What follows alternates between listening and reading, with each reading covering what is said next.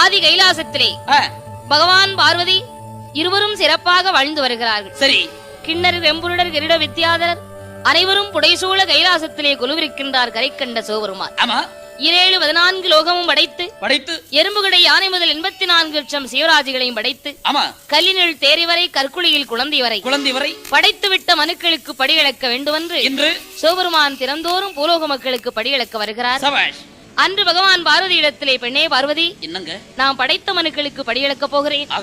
நான் வருவரைக்கு இந்த கைலாசத்திலே நீ இருப்பாயாக என்று பகவான் பார்வதி இடத்திலே சொல்லிவிட்டு பூலோக மக்களுக்கு எப்படி படியிழந்து வருகிறார். எப்படி படியிழந்து விட்டு வருகின்றார். நாளை நல்ல தேனை எடுத்து